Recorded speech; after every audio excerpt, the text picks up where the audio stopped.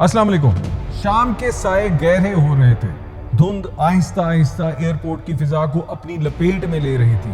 Runway पर खड़ा एक बड़ा तैयारा जिसके जिस्म पर फखर से बोइंग 747 लिखा हुआ था, प्रवास के लिए तैयार खड़ा था। पायलट ने आहिस्ता से थ्रस्ट लीवर ऊपर किया, हेडलाइट्स रोशन हुई और जहाज हवा में बुलंद होने की रफ्तार को अबूर कर गया था। लेकिन अचानक धुंध के अंदर एक साया नमूदार होता है, जैसे धूल का सीना चीर कर कोई हैकल चीज सामने आ गई हो। ये साया दरअसल एक और बोइंग 747 तैयारे का था जो इसी रनवे पर लेकिन उल्टी सिम से तेजी से आ रहा था। अब दोनों तैयारों के दरमियान फासला महज चंद कदमों का रह गया था और फिर जो कुछ हुआ उसका तसव्वुर भी नहीं किया जा सकता। ये हॉलमार्क मंजर पेश आया स्पेन के इलाके में, जिसे आज दुनिया टेनरिफ एयरपोर्ट सानिए के नाम से जानती है। ये हादसा क्यों पेश आया, कंट्रोल टावर क्या कर रहा था और किस एक गलतफहमी ने तारीख का सबसे बड़ा फिजाई हादसा जन्म दिया।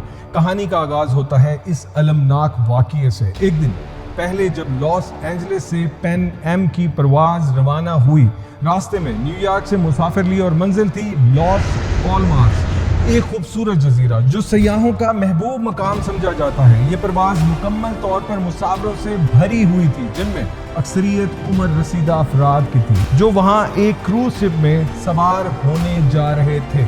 इधर नेदरलैंड के शहर एम्स्टरडैम से KLM की एक और परवाज जो कि बोइंग 747 थी, इन्हीं जजायर की जानिब रवाना हुई। दोनों तैयारे अपनी अपनी मंजिल की तरफ बढ़ रहे थे जब अचानक लॉस पाल्मास के एयरपोर्ट पर एक फूलों की दुकान के सामने एक मशकूक बैग रखा गया।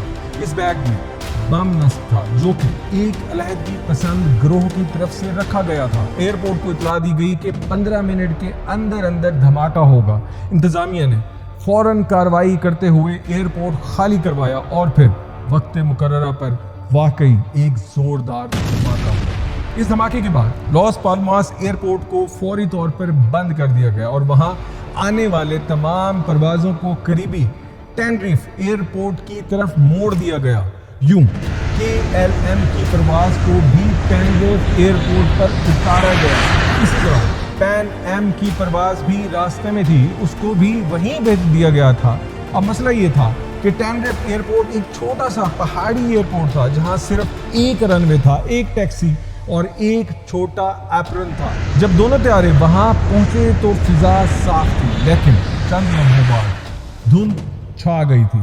KLM के पायलट ने सोचा कि वो ईंधन यहीं पर मुकम्मल करवा ले ताकि लॉस पाल्मास एयरपोर्ट खुलते ही वापसी पर वक्त जाया ना हो। उधर पैन एम की परवाज को भी तवील इंतजार करना पड़ा क्योंकि KLM की रिफ्यूलिंग की वजह से टैक्सी वे बंद हो चुका था। जब KLM का ईंधन भर चुका था तो उसे कहा गया कि वो रनवे पर ही टैक्सी करते हुए एयरपोर्ट के दूसरे सिरे पर पहुंच जाए और फिर वहां से उलटकर परवाज करे। कंट्रोलर ने पैन एम को हिदायत दी कि वो भी रनवे पर ही पीछे पीछे चले और फिर C3 एग्जिट से टैक्सी वे पर चला जाए ताकि KLM टेक ऑफ कर सके। अब यहाँ गलतफहमियां शुरू हुई। धुंध के बायस ना कोई जहाज नजर आ रहा था, ना एयरपोर्ट के पास रेडार सिस्टम मौजूद था।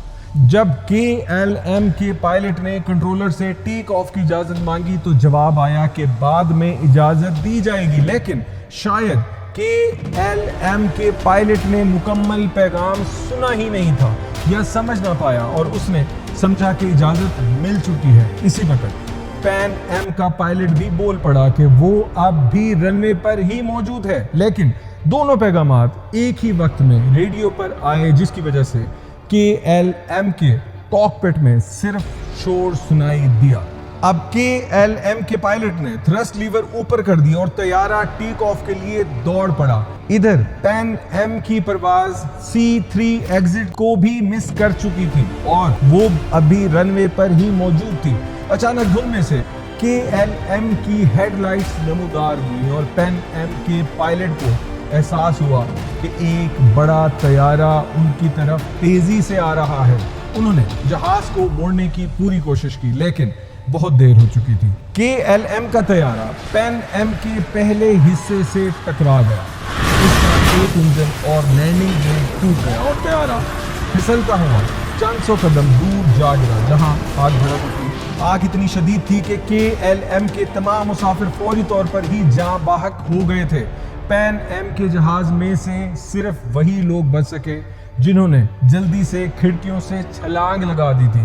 اس المناک حادثے میں مجموعی طور پر 500 سے زائد افراد اپنی جانوں سے ہاتھ دھو بیٹھے تھے۔ بعد ازاں تحقیقات سے معلوم ہوا اگر KLM کے پائلٹ تھوڑی سی احتیاط برتتے، اگر ریڈار سسٹم صحیح ہوتا، اگر C3 ایگزٹ پر واضح نشانات ہوتے تو یہ حادثہ روکا جا سکتا تھا۔ تحقیقات نے KLM کے پائلٹ کو قصوروار ٹھہرایا کیونکہ انہوں نے بغیر واضح اجازت کے پرواز شروع کی۔ اس آنے کے بعد پوری دنیا کی ایویشنز میں ہوش کے ناخن لیے، ریڈیو پر بات چیت کے اصول بدلے گئے، ریڈار لازمی قرار دے دیا گیا اور رن وے پر واضح نشانات اور ہدایات کو ضروری قرار دے دیا گیا۔ آج ٹینریف پر نیا ایئرپورٹ قائم ہو چکا ہے جو نسبتاً کم اونچائی پر ہے اور دھند سے محفوظ ہے۔